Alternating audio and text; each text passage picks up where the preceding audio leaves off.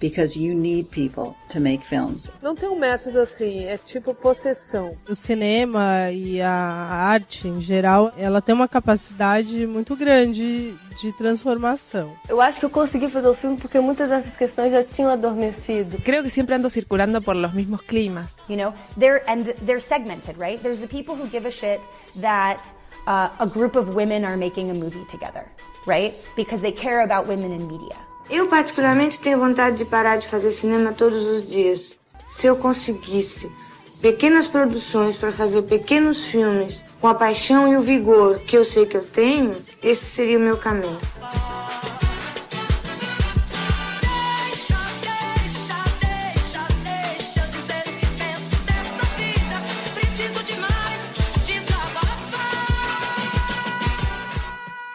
Feito por Elas, o podcast que discute o protagonismo das mulheres no audiovisual.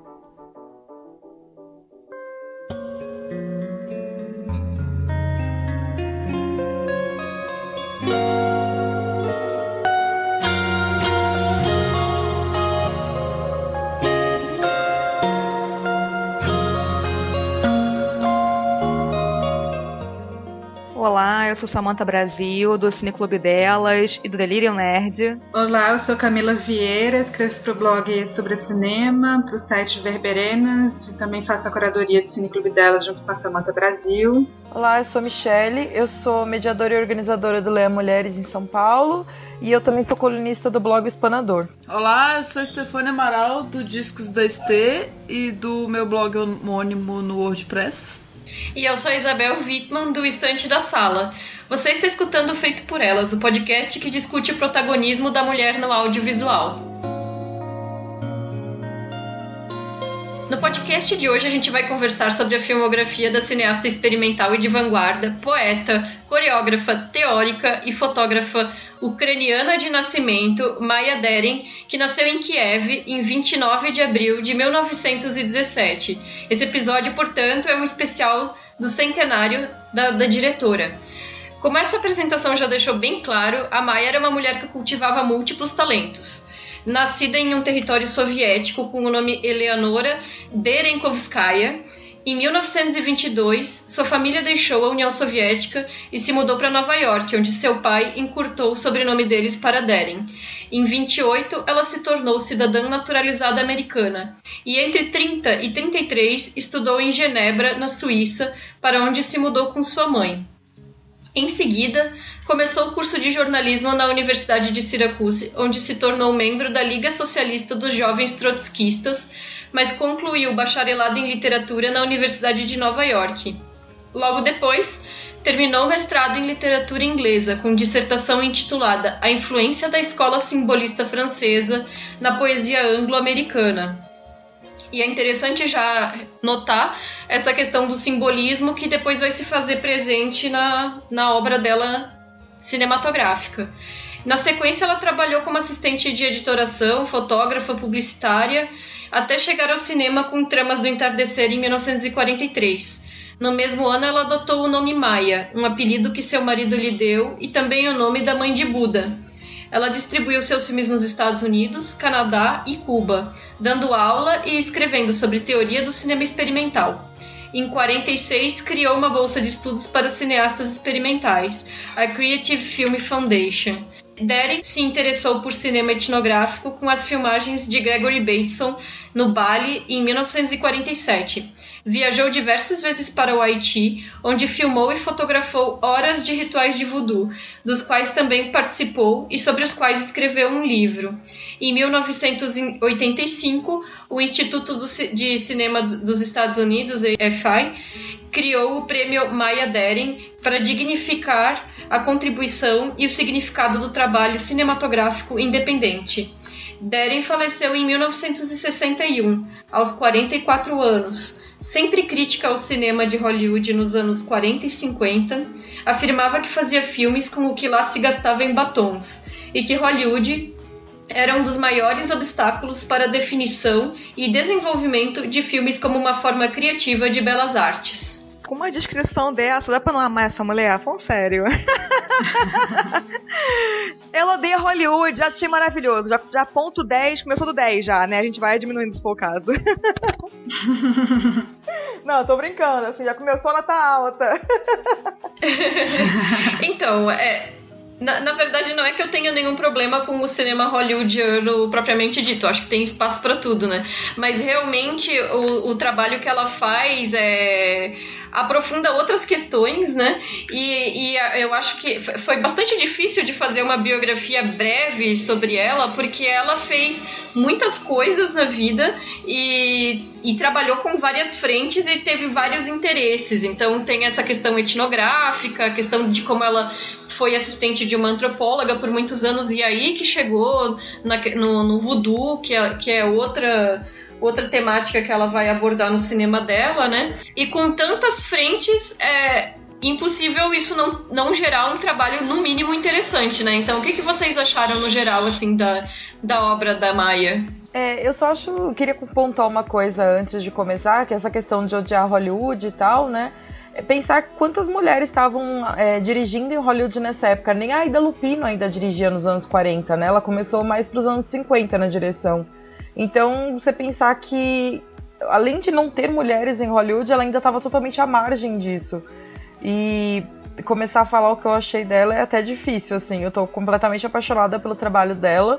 Eu sempre esbarrei com o nome dela por aí, assim, ao longo dos anos, mas eu nunca tinha parado pra assistir, e agora eu tô completamente apaixonada. Eu queria enfatizar a obra da Maya Deren dentro do significado que tem o próprio nome dela, Maya, né? Eu acho que Maya, além de ser significado que a Isabel colocou, né, mãe de Buda, no hinduísmo significa ilusão. E eu acho que essa palavra ilusão, se a gente pensar não no modo negativo, mas no modo positivo dela, eu acho que é bastante significativo para a gente pensar a obra da Maya, porque eu acho que são filmes bem misteriosos, que trabalham a questão do ritual, tem muita ênfase na dança, na coreografia. Eu percebo que muitos curtas dela enfatizam-se muito o rosto, né? E o rosto geralmente é filmado com um gesto de espanto e de susto, como se a relação com o mundo fosse através desse mistério. E ela foi considerada, dentro do cinema de vanguarda, como a dama do místico, né? Acho que o Brakhage fala isso no documentário que tem sobre ela, né, de 2002, se chama No Espelho de Maya, em que vai remontar toda a carreira dela, desde o primeiro filme incompleto que ela fez até os mais emblemáticos, né, como Masters of the Afternoon. Eu acho interessante que o Brakhage, ele mesmo pensa o cinema da Maya Deren para além do cinema. Ele caracteriza como se fossem rituais de efeito e movimento visual. E eu acho isso muito legal, a forma como ele vai caracterizar o cinema da Maya Deren pela questão do movimento, né? Porque eu acho que isso fica bastante forte. E o Mekas vai valorizar o Jonas Mekas, né? Que o Jonas Mekas, ele foi o principal crítico desse cinema de vanguarda, né? Nos anos 40, nos anos 50. E ele é responsável pelo Anthology Film Archive, que é justamente a instituição que vai preservar esses filmes para serem estudados e para serem vistos na posteridade. E ele mesmo diz que a Maya Deren foi pioneira no cinema de vanguarda. E ao mesmo tempo isso é estranho porque ela é pouco estudada dentro da história do cinema. Se não for uma cadeira muito específica de cinema de vanguarda, o nome da Maya Deren fica esquecido. Verdade, Camilo. Só fazendo uma defesa aqui em meu nome, quando eu fico brincando esse lance de não gostar de Hollywood, na verdade, mas é uma provocação pra gente, tá sempre pensando que existe cinemas para além de Hollywood, né? Que às vezes as pessoas ficam focadas só naquele mundinho ali norte-americano, dos blockbusters, dos milhões, e tem muito cinema interessantíssimo à margem, na periferia, e nem tão à margem assim, mas enfim. É só pra gente estar sempre pensando o quanto a gente tem que se deslocar e tá deslocando o olhar o tempo todo. E aí, curioso realmente isso que a Camila falou, que realmente esse lance do nome dela é legal, porque quem deu o nome pra ela foi o marido da época dela, né? Que foi o primeiro marido dela. Então, justamente porque ele admirava tanto ela e percebia essa coisa do onírico, da ilusão, do sonho que ela perseguia nos trabalhos dela, tanto na dança como no cinema, e encontrou esse nome que conjugava tudo isso, né, junto. E é um nome realmente perfeito se a gente for pensar que se a gente pudesse escolher nosso nome quando a gente fosse adulto já, né, com uma bagagem já nossa, de vivência, de experiências, né. Então é interessante a gente poder pensar até nessa troca de nome, já que ela é uma diretora que lida muito com duplo, e essa coisa da gente poder tá se transformando e se reinventando. Todo filme dela tem muito duplo, tem muita repetição, então a gente pensar que ela trocou de nome no meio da vida já é uma coisa super interessante e revolucionária, né? E realmente é muito triste quando a gente pensa, por exemplo, que nessa época nos Estados Unidos tinha pouquíssimas mulheres fazendo cinema, e Maya Deren nesse sentido estava lá fazendo cinema e quase ninguém fala sobre ela, nas faculdades não é dada, nos cursos técnicos. Como a Camila lembrou bem, se não for uma coisa muito específica, né, um assunto muito específico, ninguém fala dessa mulher, e que inspirou inúmeros outros cineastas super famosos. Por que ela não é dita? Por que ninguém fala dela, né? Por exemplo, Cidade dos Sonhos, de Lynch. Lynch se inspirava nela, ele diz isso, inclusive. Buñuel, você percebe que ela foi anterior a Buñuel. Então, assim, por que essa mulher que super de vanguarda, que é uma obra interessantíssima, maravilhosa, ninguém fala dela, né? Então a gente tá aqui para fazer esse papel. Então é isso. E já que Maya remete à ilusão, sonho, o que é o cinema se não é a ilusão? Né? Então, tudo a ver realmente. E eu tô encantada com a obra dela. Eu tinha visto até hoje só o Masters of the Afternoon, realmente. E pro podcast poder ter visto todos os filmes que a gente tem disponível aqui no Brasil dela, foi realmente um trabalho muito, muito, muito interessante e enriquecedor. Pois é, e a Camila mencionou um ponto que eu acho bastante interessante, que é a forma como o cinema dela aborda o corpo, aborda o movimento e a coreografia, né? Porque eu acho que isso também vem muito da influência do tempo que ela trabalhou como assistente da Kathryn Dunham, que além de antropóloga, era dançarina e coreógrafa, né? Então, eu imagino só que mulher fantástica também que deve ter sido a Kathryn Dunham, que embora não seja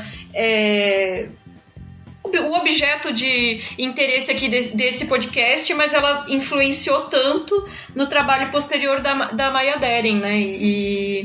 E também, mais uma vez, a gente puxando essa sardinha, né, eu e a Samantha, interessante notar como repetidamente essas diretoras se envolvem com questões relacionadas às ciências sociais nesses trabalhos delas, né? Quantas diretoras que a gente já abordou aqui no nosso podcast que trabalharam como antropólogas em algum momento e fazem esse trabalho de um retrato mais etnográfico.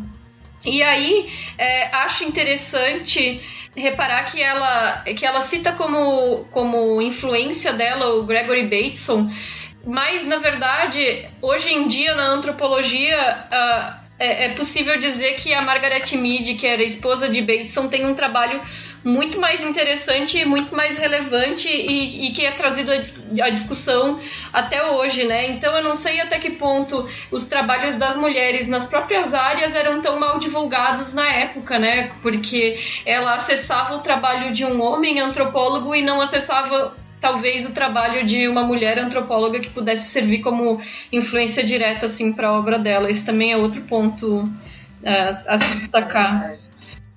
Bom, eu tô assim, embasbacada. Eu acho até que eu vou mudar o nome da minha gata pra Maia. A Michelle tava comentando que a próxima dela vai chamar Maia, mas a minha gata já teve vários nomes, ela tá doentinha e é bom dar uma renovada. Porque, meu Deus, assim, eu assisti domingo passado, né? Foi aquela tarde surreal, assim, que eu assisti todos de uma vez. Não queria parar mais não, tem que ter mais e tal. E aquela coisa, como que eu vivi quase 30 anos da minha vida sem ter assistido os filmes da Maya Deren, assim, é uma coisa inexplicável, assim. Eu conheci de surrealismo, assim, de não só experimental, mas eu conheci o Man Ray, né, que é dos anos 20, e a Germaine Dulac, que é diretora também dos anos 20. E me lembrou muito os dois, assim, mas ainda muito uma pegada diferente, assim, um vanguarda, assim, mais... não tão só surreal, mas muito vanguarda, né? Muito muito cabuloso, inexplicável. Nós vamos falar dos filmes, mas é uma coisa muito mais visceral do que a gente pode conseguir explicar com palavras. Verdade, aí puxando o gancho da Isa, realmente, Isa, é incrível a quantidade de diretoras realmente que se destacam, principalmente puxando assim movimentos ou despontando no seu país, por exemplo, que são antropólogas, né? É interessante isso, o quanto realmente a pessoa estar atenta a questões de outras comunidades, sociedades, povos, que sejam diferentes do nosso, o quanto isso abre, de repente, um escopo maior de pensamento, de reflexão, de análise, né? E aí, fazendo só um gancho rapidinho, que eu acabei de assistir agora o vídeo do crítico Heitor Augusto, lá de São Paulo, que ele deu entrevista na Mostra de São Paulo, do Tiradentes, que aconteceu agora em janeiro. Quem puder, gente, veja essa entrevista, que é muito, muito interessante, que é realmente sobre isso que a gente está falando aqui.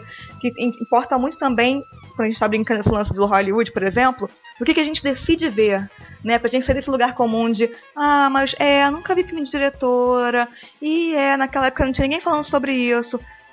Será que não tinha mesmo? Ou será que a gente é que não tá correndo atrás de ver também, né? Porque se a gente tá sempre falando aqui que desse período da história única, de quem conta a história, por que os homens vão apagando as mulheres sistematicamente da história, a gente tem que buscar também, né, ver essas pessoas, descobrir esses movimentos e se debruçar sobre isso. Então, até a nossa postura de quem a gente escolhe para ver também é um ato político e também está totalmente interligado com tudo isso, né? E aí, nesse sentido, eu acho que a Maia, quando foi conhecendo realmente esse convívio dela com a antropóloga e foi conhecendo os povos do Haiti e foi se encantando, decidiu morar lá por um tempo grande, tem toda essa filosofia que ela combatia já de consumismo, né? Que era uma das críticas muito grandes dela de Hollywood, por exemplo, né? Toda essa coisa da corporalidade que essas culturas africanas geralmente tem mais relação com o corpo do que as culturas ocidentais, então ela se identificou muito lá, já que ela é uma pessoa que é ligada à dança. E se a gente pensar nesse documentário que a Camila citou, de 2002, se a gente pegar os storyboards dela dos filmes, tem várias contas matemáticas, aritméticas. Então a gente vê que realmente tudo muito pensado. A gente pode olhar assim, é só uma dança, né? Aquela coisa ali super relaxada, digamos. Mas se você pegar ali o que ela pensou para fazer o filme, tem várias contas aritméticas, matemática, tudo calculado, tudo certinho, né? O que demonstra que ela devia ser realmente uma pessoa que pensava de fato muito isso, refletia muito isso, devia ser exigente, bastante exigente. Eu queria tomar esse gancho que a Samantha falou dos storyboards da Maia, porque é justamente isso. A gente pensa assim, sempre quando a gente pensa em cinema experimental, cinema de vanguarda, a gente pensa que é tudo feito de uma forma desleixada, né? Feito de qualquer forma, feito no improviso. E não, a Maia detestava improviso. O cinema dela era extremamente rigoroso. Então tinha storyboards, tinha estudos muito rigorosos de coreografias. Então quando ela posicionava a câmera naquele filme I Studied Choreography for a Camera, isso já era muito forte, tinha um controle muito forte de edição, de montagem. E a Maia, ela fez uma obra, apesar de não ser uma filmografia tão extensa, é uma filmografia bastante intensa nesse sentido, assim, de ser bastante rigorosa e em pouco tempo, porque ela começou a filmar com 26 anos, né, e faleceu aos 44 anos. E eu acho legal também pensar sempre as colaborações que ela teve, né, ao longo da carreira dela. Ela sempre trabalhou com muitos colaboradores. Os dois maridos dela, né, o Alexander Hemme, que é um cara do cinema experimental tcheco, muito importante para a gente pensar o cinema experimental na Tchecoslováquia nos anos 30. O Teiji Ito, que era compositor, mais tarde. O próprio Marcel Duchamp, que ela vai fazer essa parceria no primeiro filme dela, antes do Meshes, né, que é um filme inacabado. Na verdade, o primeiro filme inacabado dela é o Meshes of the Afternoon, mas antes disso ela já tinha feito algumas imagens pro Witch's Cradle, que tem uma relação também com a bruxaria, que novamente reivindica esse lugar do mistério. Então, assim, é uma obra bastante interessante da gente pensar de forma rigorosa também. Verdade, Camila. Acho que só da gente pensar que ela se pensou em fazer um filme cujo título é A Studying Choreography for Camera, quer dizer, ela está pensando muito rigorosamente o quanto a câmera baila também junto com os atores, qual o papel da câmera, como fazer o cinema, né? A gente percebe que só dela ter pensado em fazer um filme com esse título e pensar isso como um filme, né? A gente percebe o rigor que ela entendia isso, sem falar que ela escrevia muito sobre cinema também, né? E é outra coisa que ninguém fala, por exemplo. Ela era uma grande pensadora sobre cinema com livros, artigos, e ninguém lê, ninguém nunca ouviu falar, ninguém comenta que ela era uma estudiosa, não é citado, não é a bibliografia. Mais um apagamento dela também nesse sentido. A gente tava lembrando que naqueles livros, assim, né, a Isa falou, adivinha se tem no Tudo sobre Cinema, que é um dos livros mais, assim, referência, né, de títulos. Claro que não, assim, esse livro cada vez é nada sobre cinema, porque não tem o que a gente vem discutindo. Aliás, não comprem esse livro, pessoal, ok? Não comprem. É complicado, assim, porque falta muita coisa ali, assim, e nesse sentido dela não ser, né, de ser experimental, mas ela ser completamente metódica, ela tem uma frase muito marcante sobre isso, assim, na tradução porca aqui, seria assim, abre aspas, na verdade, a arte baseia-se na noção de que para realmente celebrar uma ideia ou um princípio, você deve pensar, deve planejar, deve se colocar completamente no estado de devoção e não simplesmente se entregar à primeira coisa que vem à sua cabeça, fecha aspas. Então, assim, o metodismo dela, né, a forma que ela faz cinema, sensacional. Eu só queria comentar uma coisa sobre essa questão de apagamento de diretoras.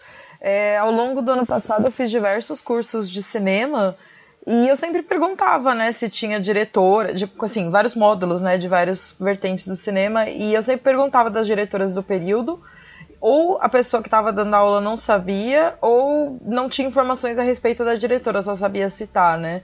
E, inclusive, eu perguntei uma vez sobre Maya Deren numa aula e... não, ela foi uma diretora que fez uns filmes experimentais, mas, tipo, olha o tanto de coisa que vocês já pontuaram sobre a carreira dela, sobre como ela trabalhava, e a pessoa apenas cita ela numa aula. É foda, né? Muito interessante essa citação que a Stefania traz, porque a gente percebe a palavra devoção mesmo, né? Transparece na obra dela, né? A forma como ela cria os filmes dela deixam muito claro que aquilo ali tem todo um rigor estético e técnico também, né? Porque existe uma questão de efeitos especiais que são usados da época, né? E geralmente a gente pensa no surrealismo num sentido mais de loucura, de sonho, de onírico, mas como uma coisa muito livre, e quando na verdade isso seria mais para um dadaísmo, né? E se a obra dela flerta com essa questão do surreal, ela flerta justamente também na questão do rigor estético e da representação também, né? E também como a Samantha tinha mencionado sobre a antropologia ainda, no retrato das identidades e das alteridades que ela traz também.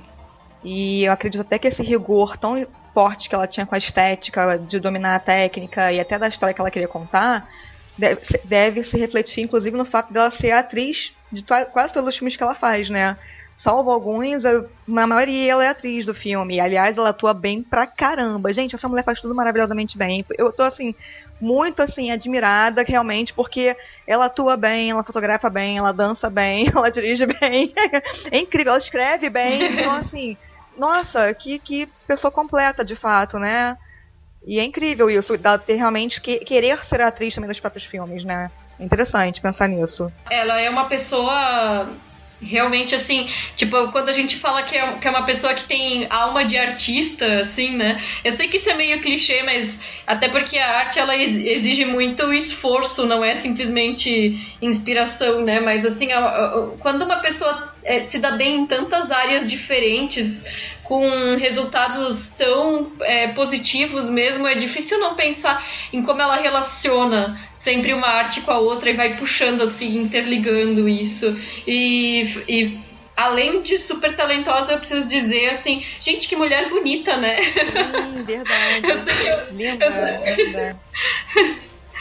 Porque a gente quer sempre valorizar também, claro, os aspectos profissionais da carreira delas, mas como ela se coloca em cena e a forma como ela se autorretrata nos filmes dela, assim, eu não consegui parar de pensar assim, que mulher maravilhosa, sabe? E a forma como ela se coloca é sempre uma forma que tá explorando sensações, sensorial mesmo, mas não sei, assim, a presença dela é muito forte em cena. Verdade. Eu não vou lembrar agora qual foi a entrevistada, não vou lembrar o nome desse documentário que a gente está citando aqui, mas uma delas falou, inclusive, que ela era vanguardista, inclusive, na estética como ela se vestia, né? Porque ela já tinha naquela época um cabelo que era meio anos 60, anos 80, na década de 40. O modo de se vestir, quer dizer, ela realmente é uma pessoa muito à frente do seu tempo, em tudo, né? Ela estava lá já sem depilar as axilas, totalmente, realmente tudo de contra, né, Hollywood naquela época, o que queria retratar como mulher, que queria ser mulher, o estereótipo feminino, ela é completamente avessa a isso é fantástico. E sem levantar uma bandeira, né, era simplesmente ela agir assim, naturalmente, é incrível. Então eu já aproveito o gancho que a gente estava falando da presença forte dela em cena e vou falar sobre o filme que talvez seja o mais famoso dela, né? O Tramas do Entardecer, de 43. E, gente, é muito difícil fazer sinopse para os filmes dela, tá? Então, assim, meio que eu baseei no do IMDb mesmo e a gente vai comentar em cima, porque é complicado de descrever em termos de trama, né? A sinopse do Tramas do Entardecer seria uma mulher que retorna para casa e dorme, tendo sonhos vívidos que podem ou não estar acontecendo na realidade, através de imagens repetitivas e do completo desalinhamento da visão objetiva de tempo e espaço, seu interior brinca na tela. É considerado o primeiro filme de vanguarda do cinema americano e também se considera que há tons autobiográficos nele. Até é bom não falar muito na sinopse mesmo não, porque eu acho que o filme é tão aberto a tantas coisas, a gente poder pensar 1000 coisas a partir dele, que realmente vai focar sinopse, seria pobre. Né? Então é melhor falar a sinopse realmente em uma linha, e as pessoas veem, acho que de repente se a gente vê hoje vai ver uma coisa, se a gente vê amanhã vai ver outra, daqui a 10 anos vai ver outra. Eu acho que é tão múltiplo assim que a gente pode enxergar ali, até não só com a nossa bagagem, com a bagagem do mundo cultural, o que ela tentou falar naquela época, dá pra fazer 1000 resgates nesse filme.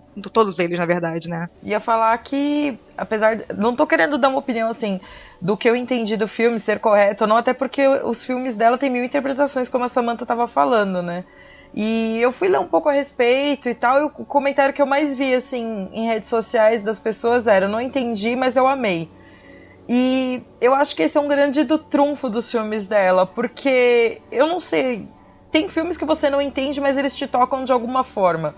E eu acho que isso aconteceu comigo, principalmente nesse filme. Ela coloca elementos de misticismo, a questão do corpo também está muito presente. E nessa época, se eu não me engano, ela ainda não estava estudando voodoo e tudo mais, mas tem aquela coisa de ritmo, de movimento do corpo, de mistério, de algum tipo de celebração nos filmes, né? E a questão do terror também eu senti com aquela figura que tem um espelho no rosto. São muitos e muitos detalhes num curta tão curto, né, literalmente, né, de 15 minutos, que abre margem para milhões de interpretações. E mesmo que você não entenda, eu acho que dá pra te fisgar de alguma forma. Eu gosto muito do Tramas do Entardecer, o Masters of the Afternoon, porque eu acho que é um filme extremamente enigmático. Eu acho que é um filme que abre muitas portas. A cada vez que você assiste, você sempre faz novas conexões. E eu acho que isso que é o maravilhoso do cinema, né? A cada vez que você assiste o filme, você tem uma nova descoberta. E é um filme que opera muito no simbólico, né? Eu acho que tem muitos elementos ali simbólicos que podem gerar várias interpretações, né? Tem a questão da flor, a sombra, que é muito forte, a faca, a chave, o espelho, né? Eu acho que a Samantha já falou do espelho, a importância do espelho no cinema da Maya Deren. A escada, né? A mulher subindo a escada, essa imagem da mulher subindo a escada também já foi bastante... É uma imagem bastante explorada dentro da história da arte, principalmente pelos simbolistas. E tem essa ideia do mistério, da perseguição, né? Ela persegue essa figura que tem uma manta negra e que lá pelas tantas se transfigura no marido, né? Nessa figura masculina, que inclusive é o Alexander Hammett, que era o marido dela na época, e tem essa perseguição que é muito forte, e é isso, assim, eu acho que é um filme que a cada momento você vai descobrindo novas coisas dele, assim, é até complicado a gente fechar numa só interpretação, porque eu acho que mata o filme, né? A partir do momento em que você interpreta de uma só chave, isso mata o filme, e eu acho que a beleza do filme tá nisso, assim, de você sempre fazer novas conexões. Verdade. Outro elemento que ela também usa muito, Camila, é o mar, né? Que a gente vai ver a gente já vê aqui nesse filme e que vai se repetir mais ainda em Atland, né? Quando a gente já percebe a importância que ela vê nesse ciclo do mar, né? De vai e volta, de ondas, né? Como se a vida realmente fosse uma onda e tudo mais. E aí, só pra gente fazer essa conexão de várias interpretações, e obviamente a gente não vai ficar aqui psicologizando o filme, mas na primeira vez que eu vi o filme, foi até ano passado, eu também fiz toda essa correlação de que aquela figura negra com um espelho na face, que pode ser, né, qualquer pessoa, no final ele se transmutava pro marido, e aí pra mim eu fiz toda uma leitura de, né, a libertação do patriarcado, aquele marido opressor, não sei o que, né, falei Maya Deren, que sinistro, maravilhoso. Aí, essa semana, a gente, vendo os filmes pro podcast, eu fui ler algumas coisas, e eu vi um ou dois textos falando que aquela figura de capa preta com um espelho na face, segurando a flor, que originalmente a flor estava com a Maya, era uma figura feminina. Eu falei, nossa, uma figura feminina? Aí eu revi o filme, com esse olhar. E realmente, se a gente olhar, né, tem horas que ele parece realmente uma figura masculina, porque parece que é muito maior do que ela, o ângulo com que ela filma, né, esse personagem, parece que é uma pessoa gigantesca, né, como se fosse de fato uma estrutura masculina. Mas em alguns momentos parece que você vê um peito ali e tal, então eu fiquei realmente, gente, então pode ser uma figura feminina. Então hoje, quando eu revi o filme, fiz toda uma outra leitura daquele personagem. E o quanto isso é brilhante do filme dela, né, que a gente pode ver várias coisas e fazer vários tipos de leituras ali. Eu acho fantástico. Então esse jogo de espelhos que ela faz, até para saber quem são os personagens, quem tá em confronto, quem ela tá abordando ali, é mais isso também, né? Porque pode ser tanto a própria Maya ali se perseguindo num seu próprio duplo, pode ser qualquer mulher, pode ser quem se olha no espelho, pode ser o marido, pode ser qualquer homem. Quer dizer, é muito fantástico isso que ela transforma o filme. Realmente é um filme que a gente vê várias vezes. Pois é, essa figura especificamente com o rosto de espelho, se vocês repararem bem a forma como foi construída a roupa dela, né? Provavelmente naquele manto negro que cobre ela, devia ter os buraquinhos para os olhos, alguma coisa assim, e o espelho fica acima da cabeça para aumentar a altura dela, né? Então ela fica com uma silhueta que parece aquele fantasma da Viagem de Chihiro. Igualzinho. Né? Aquele espírito, né? Igualzinho. Mas assim, realmente eu não tinha parado pra pensar nisso, mas quando essa figura se movimentava, eu percebia que era uma mulher que estava debaixo daquela estrutura toda da vestimenta ali, né? E aí, fazendo todas essas leituras, realmente, assim, a Maya, ela se multiplica ali nos espaços. Então eu vi gente dizendo, que é ego, é id, não sei o que lá, aquelas coisas de psiquiatria, aquelas interpretações, né? Mas o que eu achei mais interessante foi pensar que ela entra na casa, ela fica ali presa na casa, como a Camila mencionou, a escada, que ela se joga de um lado para o outro naquela escada e tal, mas a chave é uma faca, né? Toda vez que ela pega a chave vira uma faca. Então eu fiquei pensando realmente nessa casa, na domesticidade, no confinamento feminino, como uma coisa negativa que está sendo colocada ali, né? E essa sensação de violência, que o filme obviamente não é violento, mas a gente tem uma sensação, a Michelle mencionou de um suspense, uma tensão, parece que vai haver uma violência a qualquer momento, e realmente quando ocorre um ato de violência é contra o marido, né? Então eu acho que de certa forma existe sim uma crítica ao confinamento da mulher ou à domesticidade no filme, mas claro, como a Camila disse, né, querer reduzir o filme a uma só interpretação enfraquece ele, porque ele é realmente trabalhado na montagem dele de uma maneira a se tornar uma multiplicidade de facetas, né? Ele trabalha com vários planos, várias ideias, várias sequências, flashes, então seria reduzir a uma coisa muito simplista, uma interpretação só, né? Não, eu só queria só frisar assim, o que eu falei. Assim, na verdade, eu falei que a figura dessa manta negra, eu não cheguei a falar que era uma figura masculina. Na verdade, eu usei a palavra transfiguração, né? O que eu acho que é uma palavra interessante para a gente pensar essas várias imagens que vão se transformando, né, nos filmes da Maya Deren, porque eu concordo com vocês que é bem feminino mesmo quando aparece, né, essa figura misteriosa com essa manta negra, é um corpo feminino, mas em algum momento ele se transfigura para essa figura do marido, né, e no sentido do gestual, né, porque tem um momento lá que essa figura com a manta negra vai repousar a flor na cama, e aí você vê num segundo momento esse marido também fazendo o mesmo gesto. No momento em que a personagem se é que a gente pode chamar de personagem, mas a Maya Deren faz um golpe no rosto do marido, ele se despedaça como um espelho, né? Então o rosto como um espelho também. Então tem essas duplas aí no filme que ela trabalha, que a gente não pode dizer que não é nem uma coisa nem outra, mas talvez as duas coisas e o diálogo com essas coisas. Assim. Isso que eu acho bacana. Sim.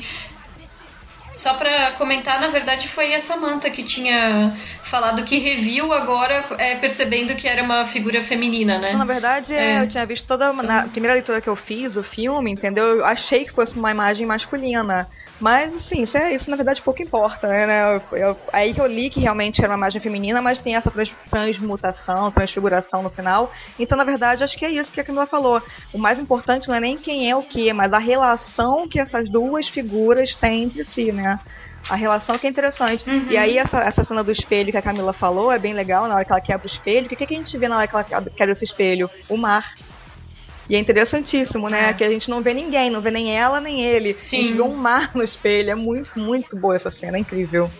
E, inclusive, essa questão da mudança de cenários, né? Como ela coloca uma pessoa que, com um corte, se desloca de um lugar para o outro. No caso, o marido que tá no quarto e que recebeu a facada, ele se quebra em espelhos e os cacos dos espelhos estão à beira do mar, né? Então, gente, muito maravilhoso, né? Isso. Muito bom. Sem falar também a trilha, né? Porque aí, acho que foi a Michelle ou a Stefania, agora não me lembro, que falaram do clima de terror que vai tendo nesse curta, e nesse sentido a trilha vai construindo muito bem essa atmosfera também, né?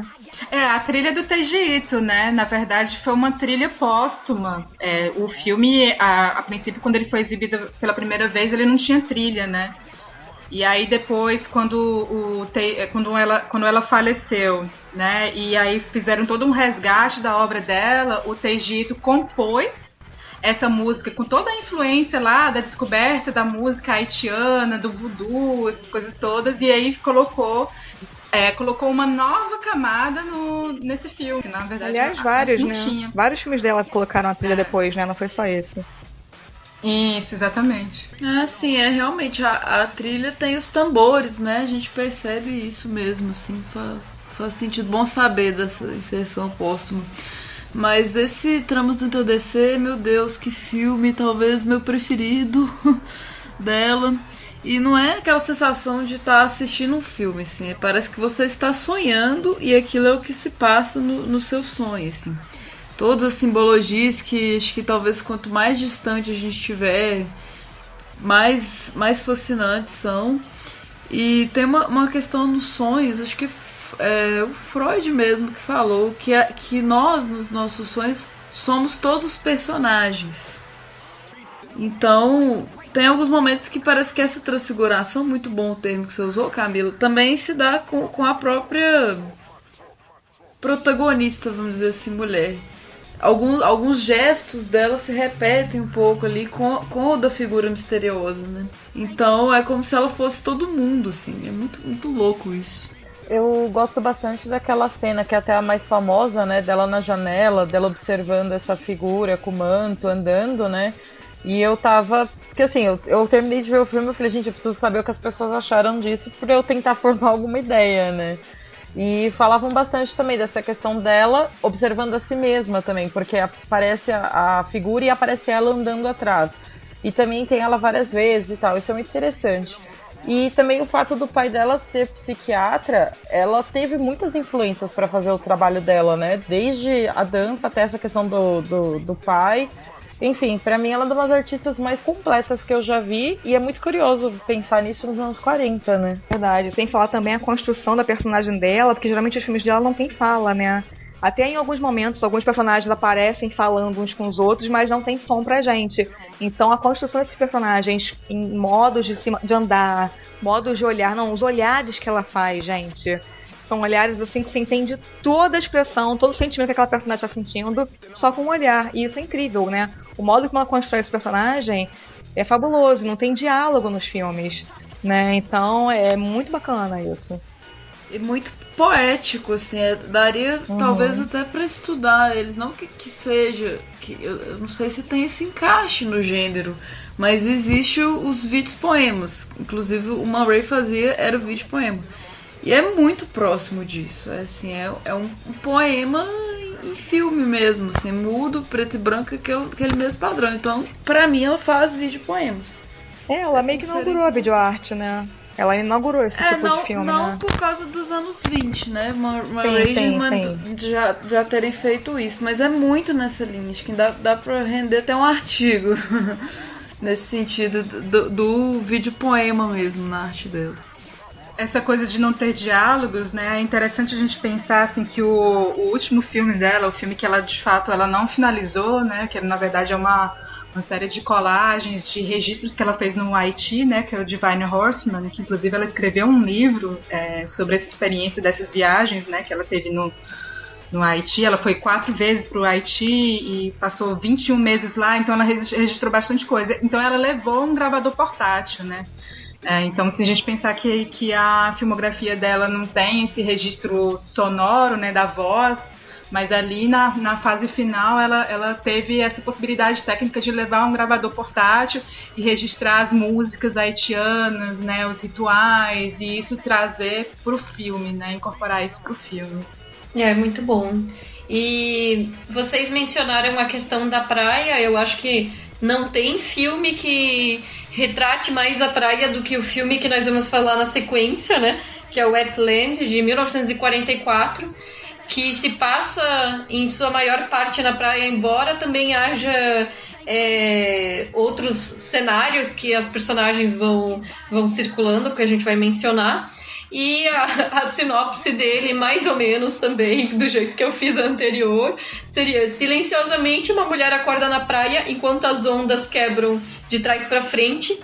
Sua paisagem de sonhos se revela enquanto ela tenta localizar uma peça de xadrez, viajando da praia para uma festa, para uma estrada no campo e de volta. Lindo, lindo. Maravilhoso. Eu já vou começar dizendo que a forma como ela transiciona a personagem principal, que novamente é ela, que começa na praia, justamente perde a peça de xadrez, essas coisas, se agarra no tronco e, ao se arrastar no tronco, vai parar no meio de uma floresta, no meio de uma festa, tudo assim, intercalando essas cenas, como se um cenário virasse o outro de novo, trabalhando com essa ideia que já estava no Tramas do Entardecer. Eu achei assim nossa, maravilhoso, assim, esteticamente aquilo funciona de uma maneira incrível. Eu acho que a montagem desse filme é uma coisa primorosa. A gente vai ficando sem fôlego, né? A cada mudança de cenário, a gente fala assim, nossa, né? Vai dando aquela coisa sem fôlego mesmo.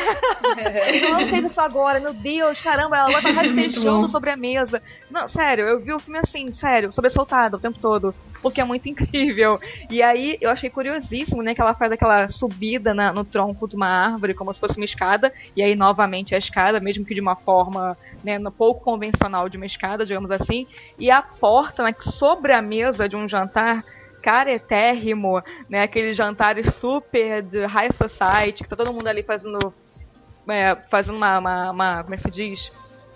Cena um pro outro, né, aquela coisa super encenada, de fato, como se fosse um jogo de xadrez, maravilhoso isso, que inclusive me lembrou aquele filme do Buñuel famosíssimo, que se passa todo numa cena de jantar, né, que é o Discreto Charme da Burguesia. Aquela cena especificamente da mesa, né, essa partezinha da mesa, Me lembrou bastante esse filme, toda aquela hipocrisia, né? E ela vai rastejando como se fosse uma cobra.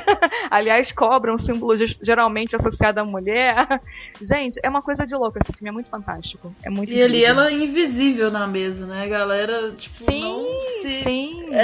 não se atém a figura dela na mesa, o que é mais intrigante. Verdade. Ela vai driblando aquelas pessoas naquele serpentear sobre a mesa e ela dá de cara com aquele jogo de xadrez que não tem mãos, né? Que é diferente do jogo de xadrez, do outro jogo de xadrez que ela vai encontrar na praia depois. Que aí a Michelle fala a correlação maravilhosa que ela fez sobre o jogo de xadrez depois. Eu acho esse filme muito lindo, assim, muito lindo mesmo. Eu fico muito encantada com a forma como ela montou essas imagens, assim, porque eu vejo uma relação muito forte de contraposição entre natureza e cultura. Sabe, eu acho que são as imagens dela na natureza em contraponto às imagens dela em situações culturais, assim, e tem essa contraposição muito forte e ao mesmo tempo que é um contínuo, ela monta isso como se fosse uma continuidade, né, entre esses dois espaços diferentes. Tem uma relação muito forte entre o fora e o dentro. Isso já estava lá no Masters of the Afternoon, aqui ela também explora. Tem uma sequência muito bonita dela num espaço interno em que ela vai abrir uma porta e no plano seguinte ela tá no abismo. Sem falar nessa cena especificamente, ela abre várias portas, né? Portas que dão para outras portas. E é incrível também, até chegar nesse abismo. Sim. A porta é muito recorrente, né? Corredores com portas que dão em portas, como disse Samantha, e aí esse contraste, né?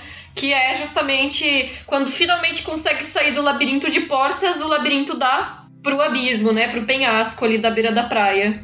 Isso, e esse elemento do mar, né, como uma coisa forte, como vocês mesmos falaram, assim, a Maya Deren gostava muito de mar, né, a cor favorita dela era o azul, e no quarto dela, nesse documentário que a gente viu de 2002, no quarto dela era cheio de conchas, corais, era decorado com isso, com elementos do mar, né, tinha figuras subaquáticas desenhadas nas paredes e eram desenhadas com luz fosforescente e quando apagavam as luzes isso se iluminava, então assim ela tinha uma relação muito forte com essa ideia do mar e isso é recorrente também nos filmes dela. Eu ia falar justamente isso que a Camila falou da questão da água, né, do movimento da água nos filmes dela, né, e eu fico imaginando como é que ela usaria o som do mar nos filmes dela, seria muito sensacional. E o que a Sam comentou da relação que eu fiz, eu tava vendo esse filme esses dias de madrugada, eu fiquei assim, não é possível um negócio desse. Esse filme é de 1944 e ele tem uma cena de duas mulheres jogando xadrez na praia. E essa cena, ela é muito famosa por causa do 7º selo do Bergman, que o Max von Sydow tá jogando com a morte. Sim. E a Maya Deren já tinha feito isso, tipo, 13 anos antes, com duas mulheres. E gente... E essa cena não é conhecida por ela, cara. E eu fico... eu até fiz uma brincadeira com a Samantha hoje à tarde, né? Tem aquela página gringos copiando, tipo, é todo mundo copiando Maya Deren, tipo, é assim.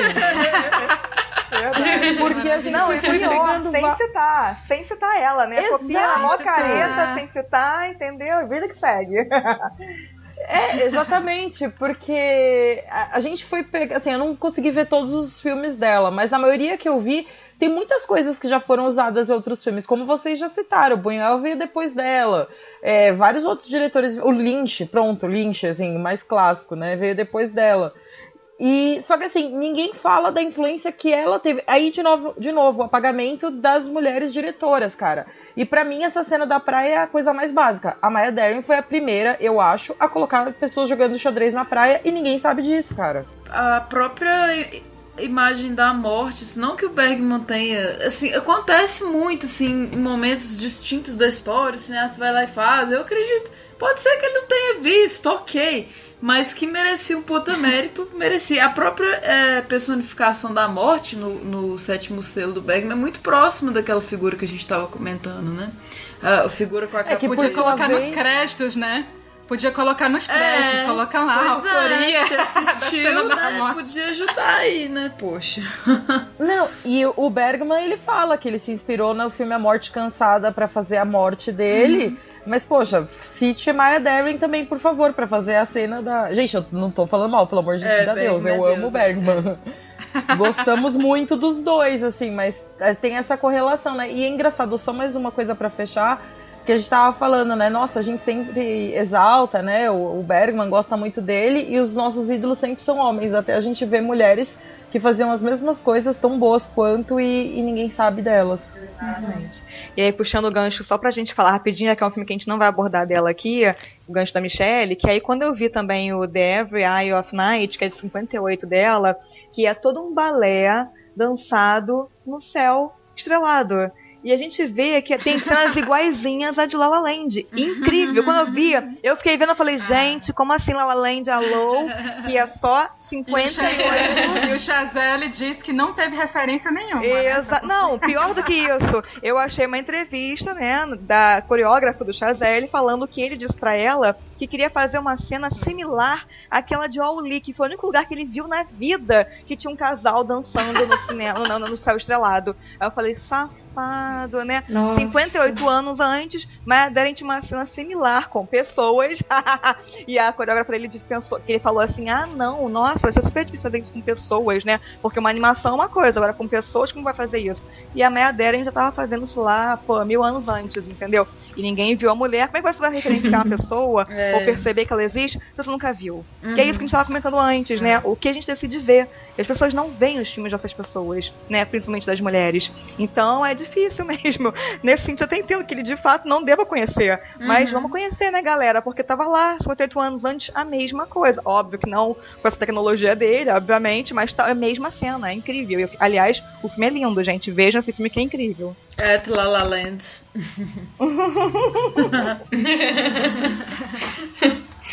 Eu achei interessante também o final do filme, né? Vamos dar um spoiler, mas é um curta, todo mundo vai poder assistir, né? Então não tem problema. Porque quando a gente pensa em xadrez é um jogo que tem uma aura meio intelectual, uma coisa de embate, de forças ali, no sentido de querer derrubar o adversário na estratégia, né? E aí no final do filme ela pega o peão e sai correndo, né? Ela encontra aquela peça de peão do início e tipo, sai correndo. Maravilhoso. Então, melhor então eu fiquei pensando, isso, né? nossa, ela ludibria as mulheres com carinho e tudo mais, né? Sim, é maravilhoso. Tipo, eu finalmente achei o que eu procurava. Exatamente, porque eram outras duas mulheres que estavam jogando, não era ela, né? Então elas estavam naquele embate intelectual, ela distraiu as duas com carinho e foi embora com o jogo, literalmente, né? Tipo, levei a bola embora, né? A bola é minha, eu levo. Que, aliás, a mulher também não é ela, né? Porque depois ela também vê essa mulher correndo. Ela tava com carinho na cabeça das mulheres e vê a mulher correndo com a peça. Ela se transforma em três nessa hora, né? O lance do sonho e os personagens que se repelam. Vários momentos ela tem a visão, assim, né? E, inclusive, impressionante os ângulos de filmagem, assim. A gente vê ela lá longe, assim, correndo, depois aproxima, depois lá longe. Isso é muito bem montado, muito bem filmado. E atuado, incrível. Ela também é duplicada nesse filme, né? Nesse sentido onírico. E ela também trabalha com uma quebra do sentido de câmera, né? Aquela questão da esquerda para a direita, que geralmente se trabalha a câmera, né? E da continuidade, porque como ela troca de ambientes com a montagem, em alguns momentos ela entra pela esquerda e sai pela direita, sabe? Quer dizer, no caso, ela sai pela esquerda, mas aparece no outro local entrando pela direita, como se tivesse invertido, espelhado. Então, assim, ela quebra com essa sequência da lógica, assim, né? Do tipo, se você saiu em uma direção, você vai entrar no outro cômodo nessa mesma direção, né? Em alguns momentos ela espelha. Verdade. Nesse filme, então, que inspirou La La Land, sem ele saber que inspirou, a gente vê que ela faz, de fato, o movimento o tempo todo da direita pra esquerda. A câmera tá correndo o tempo todo, aquele céu que a gente tá vendo, o tempo todo da direita pra esquerda. É bem interessante. Eu pensei bem nisso que você falou, Isabel, vendo esse filme. Sim. Outra coisa que eu reparei, assim, enquanto eu assisti, que filmes mudos e tudo, mas eles são, além de videopoemas, eles são muito videoclipes também. Assim, acho que é perfeito pensar que seria o videoclipe de uma banda, até uma banda de metal. Parece muito assim com os clipes da PJ Harvey, que é uma cantora que eu amo, a Michelle gosta também. Acho que ele tem muito dessa linguagem, assim, que ainda ia surgir algumas décadas depois, mas que ele já antecipa, assim, essa coisa da não linearidade, né?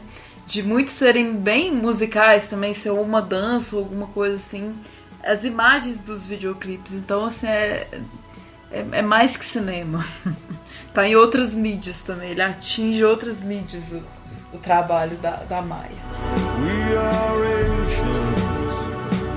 Então, aproveitando esse gancho que a gente falou sobre a montagem, sobre a experimentação, a mudança de cenários e tudo, o outro filme da Maya Deren que é bastante representativo seria o Ritual in Transfigured Time, de 1946, que é um experimento com a técnica de montagem que distorce espaço e tempo para depois contextualizar as imagens. E ele explora o medo de rejeição, a liberdade de expressão ao abandonar um ritual, observando os detalhes, assim como os conceitos de natureza e de processo de mudança. Então aqui a gente tem, de novo, né, essas mudanças de cenário, mas eu acho que principalmente o que ela trata nesse filme são as questões do corpo, porque tem a dança, tem um momento em que é retratado uma festa e também tem um outro momento do filme que é retratado um jardim, onde as pessoas são estátuas, mas são estátuas em movimento, né? E até em perseguição, vamos dizer assim. Então, tem muita coisa interessante nesse filme, né? Também, como os outros têm muitos planos detalhes, ela trabalha muito focando, né, nos objetos que estão sendo retratados e também nos rostos, né, dos personagens. O que vocês acharam desse filme em específico? Eu gosto porque eu consigo perceber nesse filme uns 3 momentos, né? Acho que tem um primeiro momento ali que começa dentro de um cômodo de uma casa, em que você vê 2 portas e tem uma relação misteriosa entre 2 mulheres, a própria Maia, e tem uma dançarina convidada, né? Que faz esse jogo de desenrolar, né, o fio de lã e enrolar, né, esse novelo de lã. Essa imagem do fio, da linha, é muito presente no primeiro curta dela, né, o Witch's Cradle, que ela fez antes do Meshes, que foi o filme incompleto que ela fez junto com o Marcel Duchamp. O Marcel Duchamp aparece nesse filme. Então, essa presença da linha, da relação entre 2 pessoas com a linha é muito forte já nesse primeiro filme. E aí aqui nesse filme também é retomado. Aí há um segundo momento em que há esse encontro com uma sociedade burguesa, né? E eu acho que é um momento interessante porque tem esse balé de comprimentos entre essas várias duplas que vão aparecendo ali, elas vão se cumprimentando e aquilo ali gera um balé, gera uma dança que ali vai desembocar numa dança muito mais forte, bem mais marcada coreograficamente, no terceiro momento, que se dá ao ar livre, né? E tem estátuas que viram corpos que dançam, né? Eu acho bem bacana mesmo pensar esse filme especificamente pra gente pensar também uma relação com a videodança, que é muito forte, inclusive em outros 2 curtas da Maya Deren, que é o Study in Choreographic Camera, que eu já falei aqui, e o Meditation on Violence, que ela faz esses 2 filmes que ela chama bailarinos, né, chama dançarinos para fazerem estudos coreográficos diante da câmera. Então, assim, isso fica mais evidente. Se a presença do corpo já era algo importante nos primeiros filmes da Maya Deren, aqui ele vai se prolongando e vai se desenvolvendo com mais força. Gente, e no filme tem a Anais Nin. Meu Deus, o que é isso? Socorro.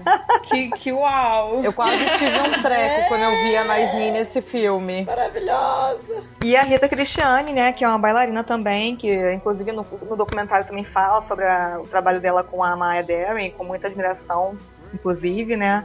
E a gente percebe também que a Maya está sempre na preocupação, inclusive, de usar atores pouco usado geralmente no cinema norte-americano, né? Porque ela procura essas pessoas do Haiti, ela tinha essa relação com a Durham, né, que era uma feminista negra, a própria Rita Christiane, quer dizer, a gente percebe essa preocupação da Maya Deren de estar inserida nesse movimento todo, de repensar tudo isso, né, dos estereótipos e representação dentro do cinema mesmo. E acho que nesse filme fica bem marcado também isso. Eu só achei interessante que antes de perceber que as pessoas que estavam no jardim eram estátuas, daí aparece aquelas... Antes de eu perceber, né? Vocês talvez tenham percebido antes que eu. Mas aí tinha aquelas 3 mulheres no jardim e eu pensei, que interessante, elas parecem as 3 graças. Aí depois mostra a estátua das 3 graças, aí eu... então faz sentido, era isso mesmo. Foi proposital, né? Gênia! E aí, só puxando um pouco do gancho do que a Camila tinha citado já do Divine Horseman, que é o filme póstumo dela, né?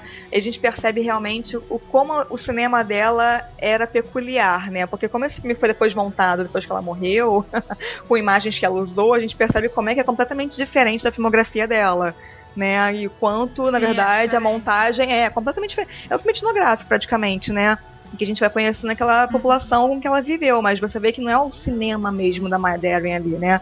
Eles pegaram simplesmente muitas imagens que ela estava produzindo naquela época, mas você não vê que não tem um pensamento dela nesse filme, né? É interessante, inclusive, ver esse contraste, ver essa diferença. Boa. Não, e a narração do filme foi baseada no livro que ela escreveu, né? Após a experiência de visitar o Haiti. Então acho que a gente aproveita e já entra para falar do The Divine Horseman, né? O Divine Horseman é o filme que foi lançado em 85, como já foi falado, ele foi montado póstumamente pelo Teiji Ito e pela Cherelle Ito. No caso, o Teiji Ito foi o terceiro marido, né, da Maya, e que também fazia essas trilhas sonoras, como a Camila mencionou.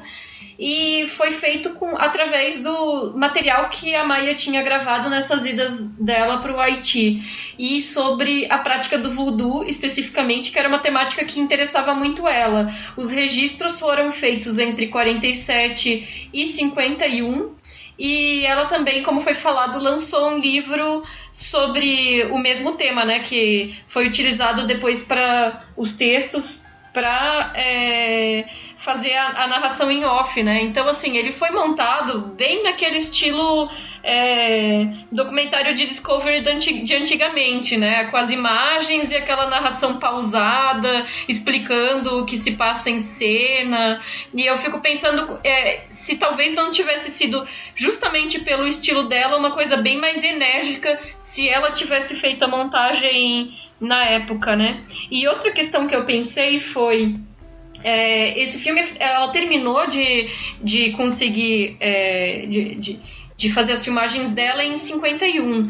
Ele me lembrou muito, quando eu estava assistindo, Os Mestres Loucos do Jean Rouch.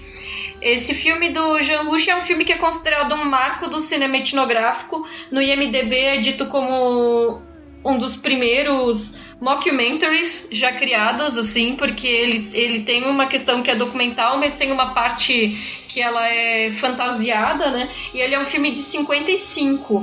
E ele é considerado precursor como cinema etnográfico no que ele retrata, mas, ou seja, ele, novamente, essa questão, né? Ela teria concluído esse filme 4 anos antes do lançamento dos Deuses Loucos, se ela tivesse montado na época, né? Então, a gente tá observando que a obra dela tá não só tematicamente vanguardista, mas assim, ela é de vanguarda nesse sentido de que ela tá sempre fazendo antes das pessoas que nem sempre dizem que se inspiraram no trabalho dela, mas que alguma influência ficou aí, né, do que foi feito por ela. Eu queria...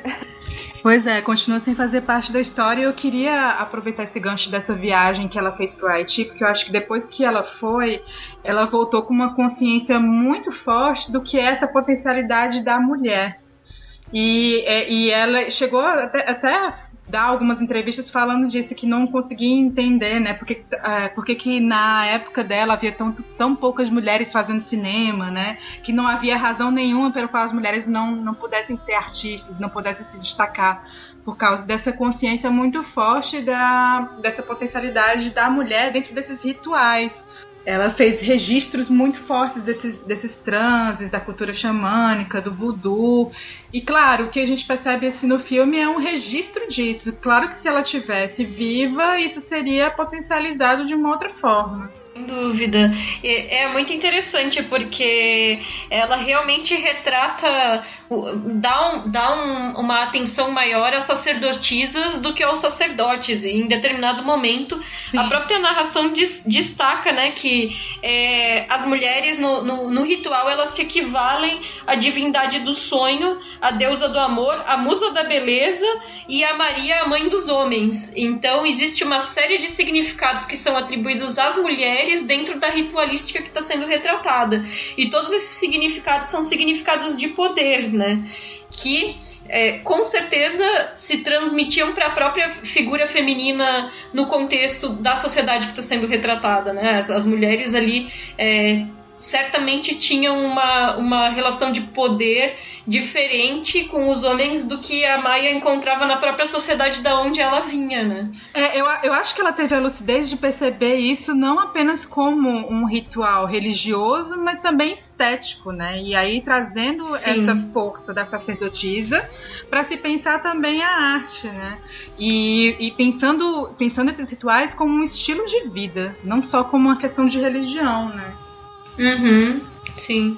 E aí dá uma tristeza até muito grande, né? Porque eu passei esse filme inteiro, gente, juro, sofri muito esse filme. Porque eu passei o filme inteiro pensando como seria o filme se ela tivesse viva e tivesse feito esse filme de fato, né? Nos termos. Pensando, nossa, eu vi o tempo todo pensando assim, mil coisas de como poderia ter sido esse filme se ela tivesse feito de fato como ela faz os outros, né?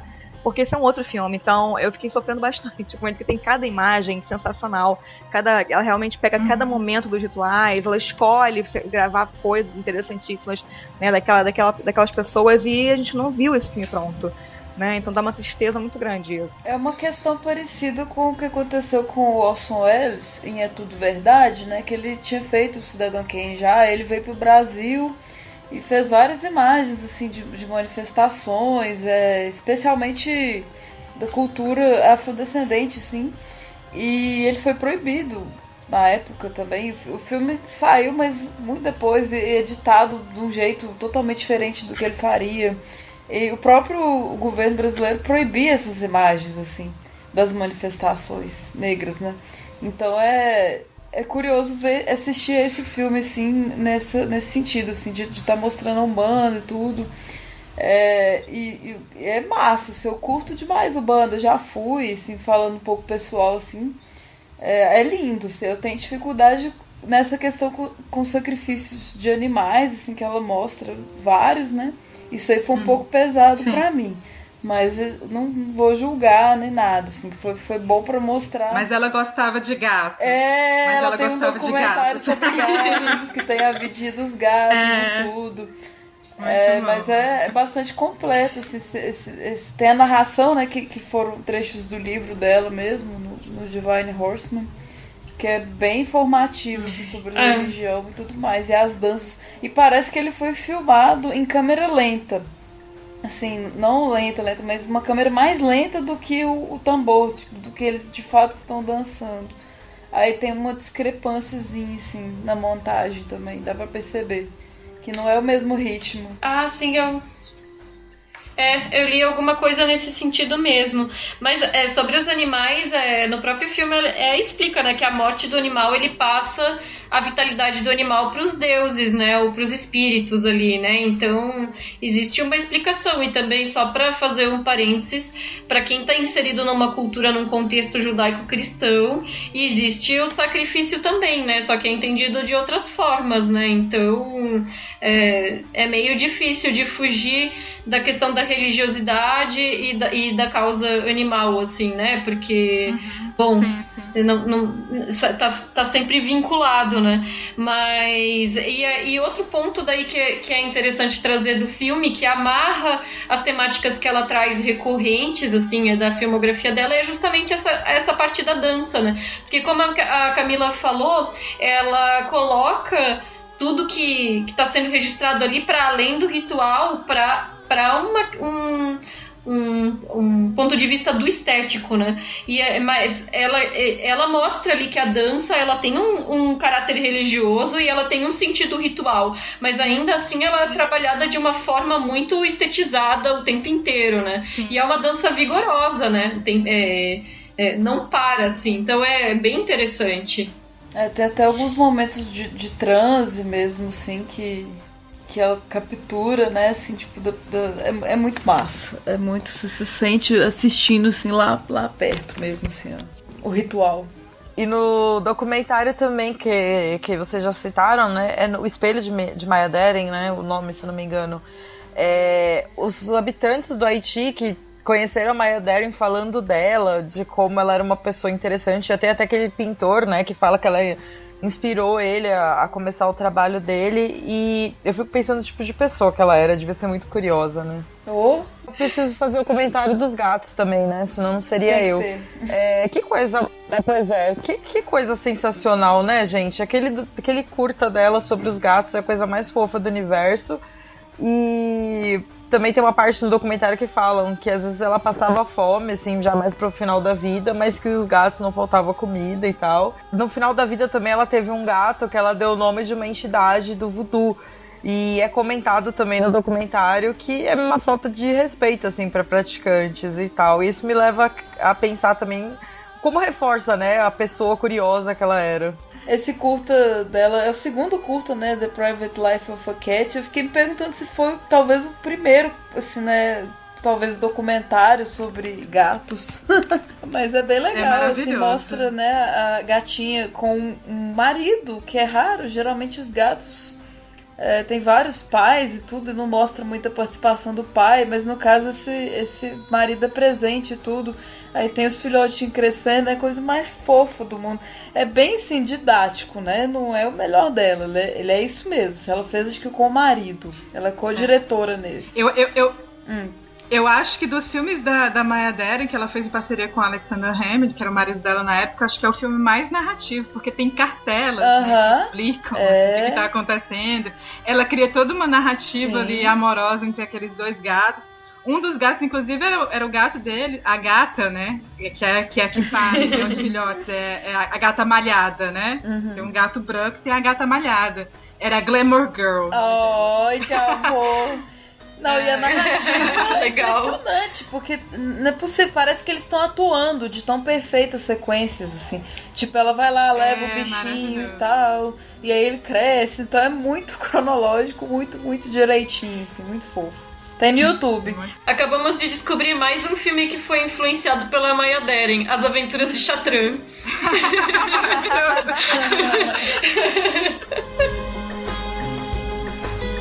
É isso, falamos já bastante sobre vários filmes dela, mas eu vou tentar colocar na postagem link para os vídeos que estão no YouTube da filmografia dela, porque vale a pena para quem estiver nos ouvindo conhecer.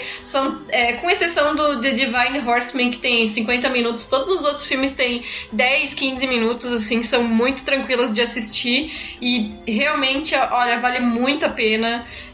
Não vou fazer minhas considerações finais ainda, vou deixar vocês fazerem a de vocês primeiro, mas já tô meio que me adiantando, né? Então vamos para os nossos jabás e para as considerações finais, né?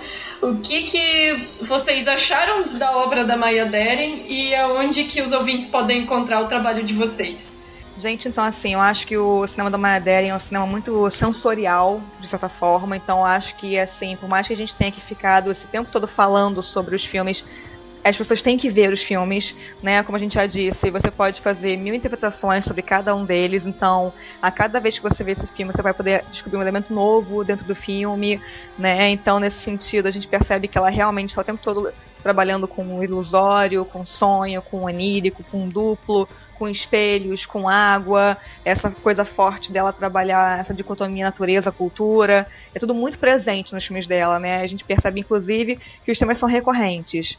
Então vejam os filmes dela, se eu posso fazer um apelo, a gente está aqui tentando fazer uma reescrita da história, façam essa reescrita da história com a gente, indiquem os filmes da Maya Deren para as pessoas verem, vejam e indiquem, né? Não vamos deixar essa pessoa cair no esquecimento, porque realmente ela foi uma diretora de vanguarda, importantíssima para muitos diretores, embora nem todos eles saibam disso, mas tá aí no cinema de cada um deles, né, de certa forma.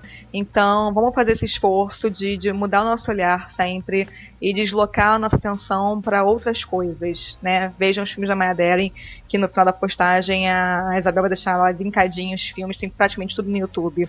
Vocês podem me encontrar na página do Cineclube delas, na página da Partida, no Delirium Nerd, onde eu escrevo meus textos, tá? Então, nesses lugares aí. Valeu, obrigadão.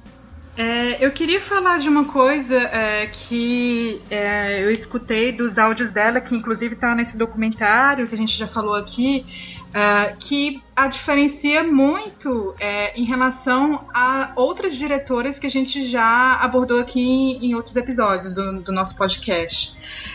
Porque muitas dessas diretoras que a gente já falou aqui, elas não costumam fazer a distinção entre um filme que é realizado por uma mulher e um filme que é realizado por homem. Elas não gostam, né? Acho que a maioria, pelo menos dos que eu gravei, não gosta de fazer essa distinção. E a Maya Deren, ela já chegou a refletir muito sobre o cinema dela desse ponto de vista, né? De ter uma certa qualidade aí de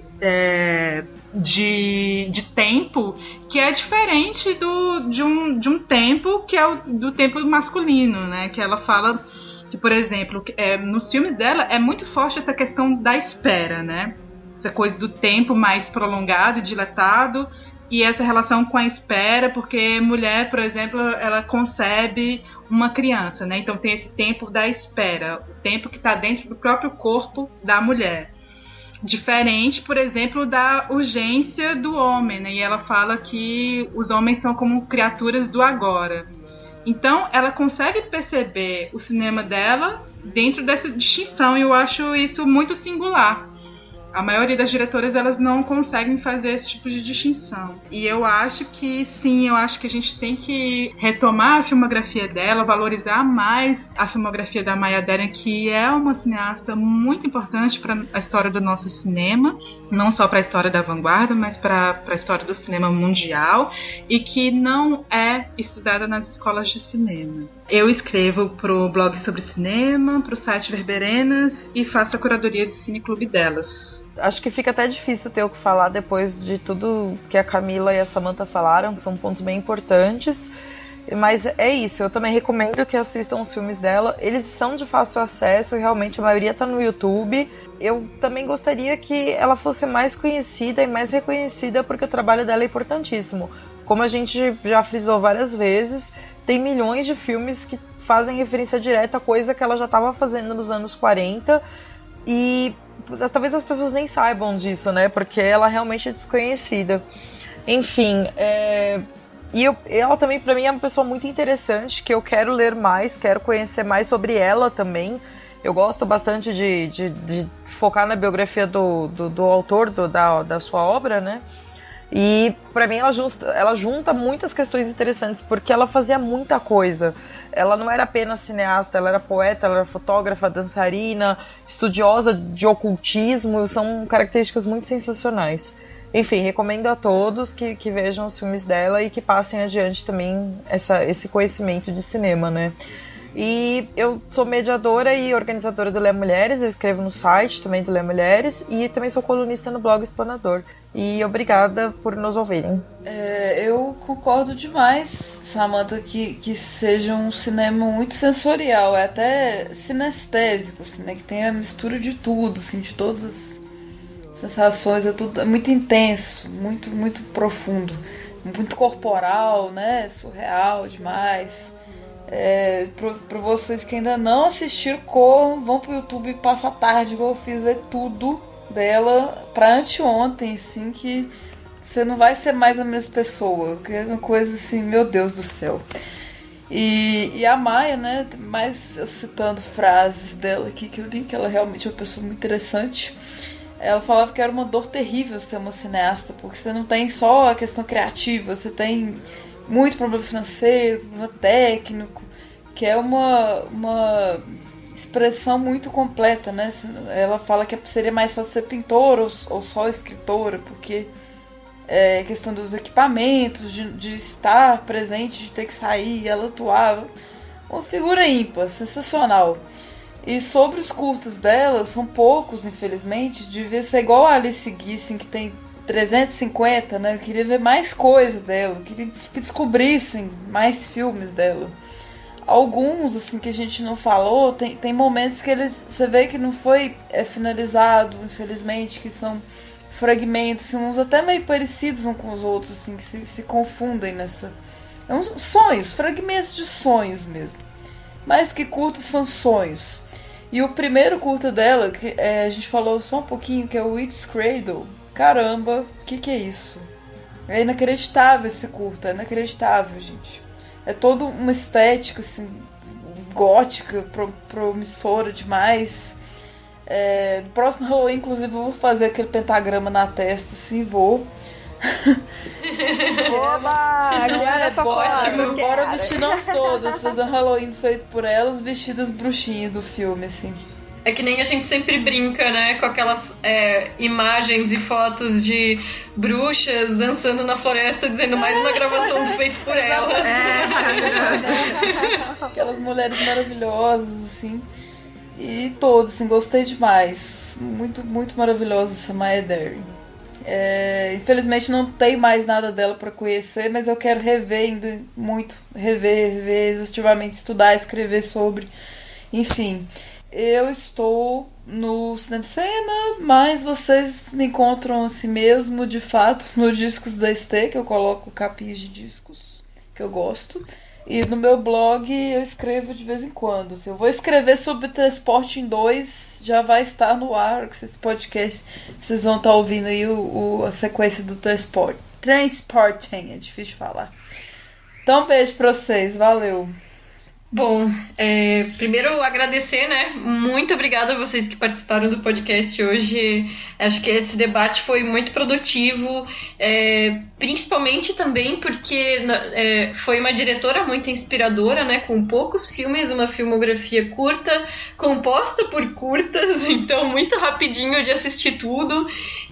Mas filmes maravilhosos, esteticamente inspiradores, intrigantes e que permanecem com a gente depois que a gente terminou de assistir muito tempo, assim, a gente fica refletindo sobre as imagens que a gente estava assistindo e tentando absorver tudo aquilo que estava ali na tela, né? E eu acho que um dos papéis que a gente tem se colocado no Feito por Elas é também discutir a questão do apagamento feminino no cinema, não só a falta de espaço das diretoras contemporâneas, como também o esquecimento a que foi relegado as diretoras do passado, né? Então, eu tinha feito um comentário um tanto quanto raivoso no Facebook a respeito da falta de material sobre a Maya Deren quando a gente vai procurar. E eu tinha citado especificamente esse livro, né, o Tudo Sobre Cinema, do Philip Kemp, porque esse livro eu já tinha procurado, a Chantal Akerman não tinha nada, a Alice Guy só é mencionada como produtora e não como diretora, a Claire Denis não tem nada nele. Então, assim, a gente percebe que é problemático, né? São homens que estão escrevendo a nossa história do cinema e não estão registrando o importante papel que as mulheres tiveram ao longo da história. E no caso da Alice Guy, gravíssimo, por ter sido a primeira diretora da história, digamos, diretora ficcional da história do cinema, primeira pessoa, né? Não só mulher, né? Então... houve um comentário dizendo mas um livro como Tudo Sobre Cinema nem deveria ser levado em consideração, né? Mas a gente tem que entender que esses livros, assim, que são compêndios generalistas, que são grandes e citam vários vários diretores e vários períodos históricos e tal, eles são de grande utilidade e as pessoas consultam eles com frequência, tanto esse quanto 1001 Filmes para Ver Antes de Morrer, esse tipo de livro que aborda uma grande quantidade de cinemas variados, né? E são livros que realmente eles têm foco em um cinema euro-americano, um cinema masculino. Então, a gente pode dizer que talvez não fosse a bibliografia adequada,